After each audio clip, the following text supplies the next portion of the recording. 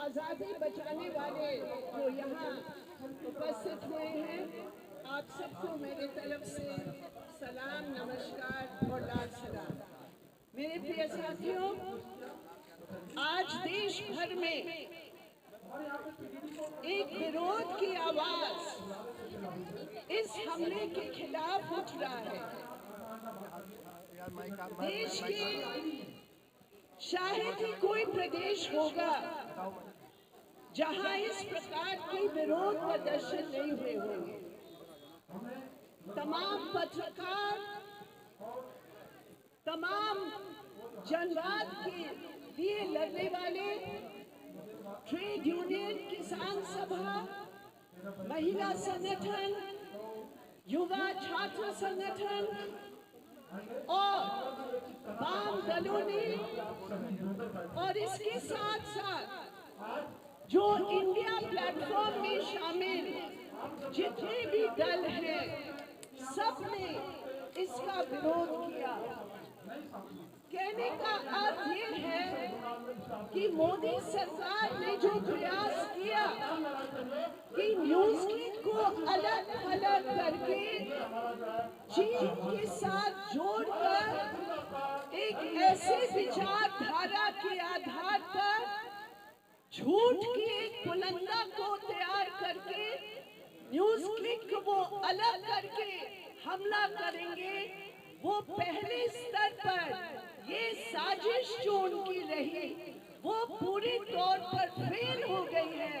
और देश भर में ये जो झूठ बोला गया वो झूठ का खुलासा हुआ है इन तमाम विरोध प्रदर्शनों की द्वारा, जिसमें वाम दलों का एक बहुत अहम भूमिका रही है, जिसके लिए मैं आप सबको धन्यवाद देना चाहती हूँ। हकीकत ये है साथियों कि जो पत्रकारिता पर हमला है, उस पत्रकारिता, आजाद पत्रकारिता पर हमला को छिपाने के लिए अगर क्या कहना चाहेंगी? आज आए वायरल आई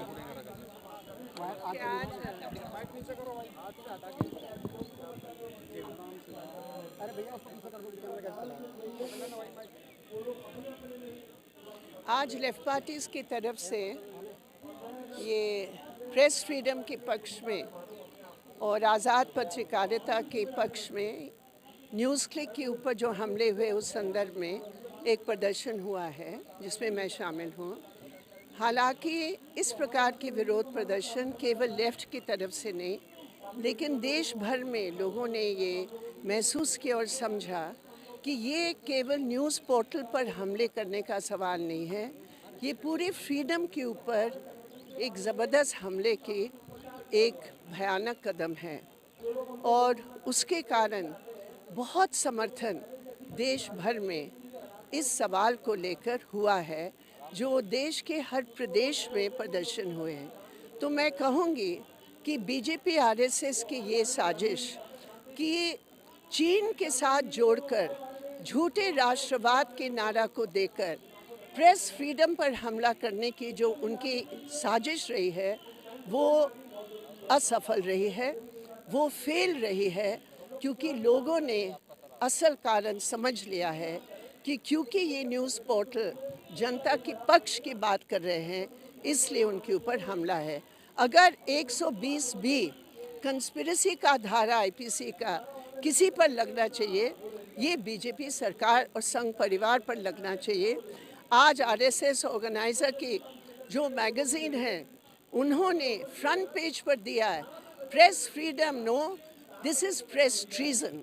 तो ये झूठे राष्ट्रवाद जो कभी कहीं भी किसी प्रकार के उनके पास 3 साल खोजने के बाद भी कोई एविडेंस नहीं हुआ, वो फिर भी यूएपीए को लगाए हैं। ये शर्म की बात है। हम इसकी बहुत स्ट्रॉन्ग कॉन्डेमनेशन करते हैं और उन सब का स्वागत करते हैं और बधाई देते हैं जिन्होंने इसके खिलाफ आवाज़ उठाई है।